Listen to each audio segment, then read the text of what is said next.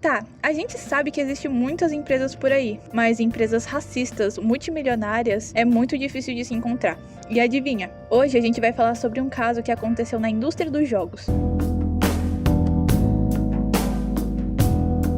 Antes disso, precisamos saber o que é cultura organizacional. Em resumo, cultura organizacional é como a personalidade de uma empresa. É o conjunto de valores, crenças, hábitos e comportamentos que orientam como as pessoas trabalham e interagem dentro daquela organização. Pense na cultura organizacional como as regras não escritas de como as coisas funcionam por lá. Ela influencia tudo, desde como os funcionários se vestem e se comunicam, até como as decisões são tomadas e os problemas são resolvidos. Basicamente, é o jeito único de ser e agir que define uma empresa. Genshin Impact é um jogo MMORPG de mundo aberto, no estilo gacha, feito pela empresa Royalverse. Ela tem uma grande variedade de personagens, e os territórios do jogo são baseados em regiões que existem na vida real, como por exemplo, Inazuma, que é baseado no Japão. O jogo lançado em 2020, que fez um grande sucesso, faturou cerca de 2 bilhões de dólares em seu primeiro ano. Nos últimos dias, uma grande polêmica envolveu a comunidade de Genshin Impact. Nova atualização do jogo, que introduziu uma região inspirada na América, chamada Natlan, gerou críticas intensas. No centro da controvérsia estão questões sobre representatividade cultural,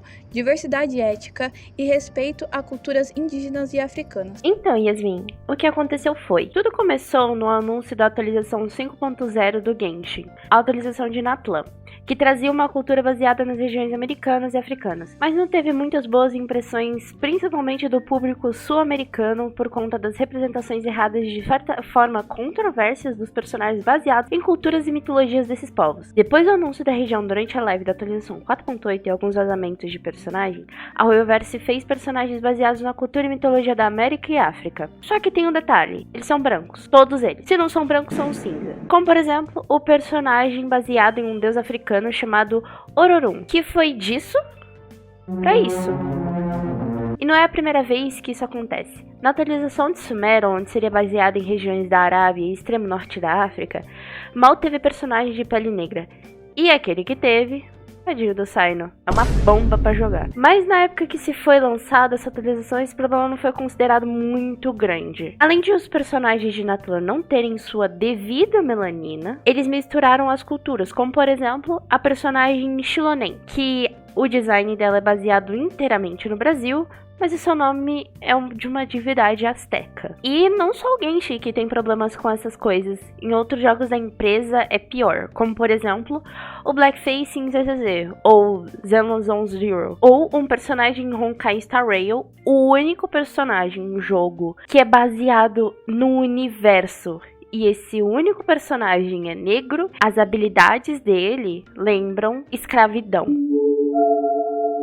De primeira, a Royalverse respondeu com pronunciamento, dizendo que o Genshin Impact é só um jogo ficcional e que não tem relação com eventos, pessoas, grupos ou organizações. Mas aí temos regiões como Liyue, que retratam a cultura da China continental. Eles retratam muito bem as diferenças de cada região e nuances de cultura da China continental inteira, como por exemplo o Zhongli, que é esse mano aí. Ele é baseado no Longwan, os reis dragões da mitologia chinesa. Ele também se refere ao deus da riqueza, uma figura importante na cultura e religião chinesa. O ponto é que, como a empresa é chinesa, é fácil para eles não desrespeitarem a própria cultura. Mas, na live da atualização 5.0, no dia 16 de agosto, a tão aguardada live da nova região, eles fizeram o povo se calar com várias recompensas, tiros e mais tiros para dar no banner, personagens de graça, coisas que eles deveriam ter tido desde o começo do jogo, quando ele era um sucesso. Quando haviam rumores que nós íamos ganhar personagens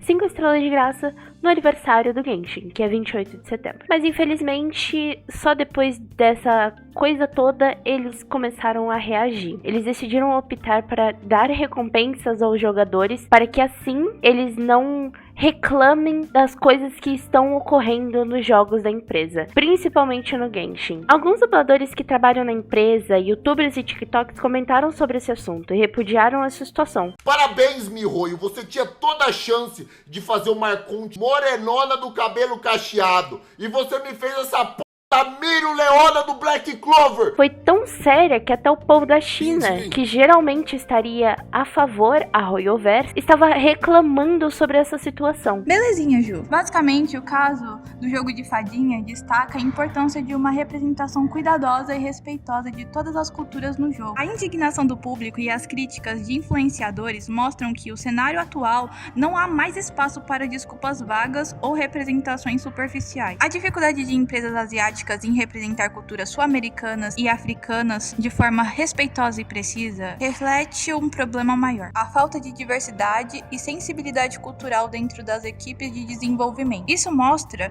que há ainda um longo caminho a percorrer para que as indústrias dos jogos, especialmente em países como China, possa criar conteúdos que respeitem e representem adequadamente a diversidade cultural global. As empresas de jogos precisam reconhecer a diversidade de seus jogadores e fazer um esforço genuíno para refletir essas diversidades em seus produtos, sob o risco de perder a confiança e o apoio de suas comunidades. Eu não sei se vocês viram, mas o pessoal está achando chato o jogo. Tá cansado de Genshin Impact.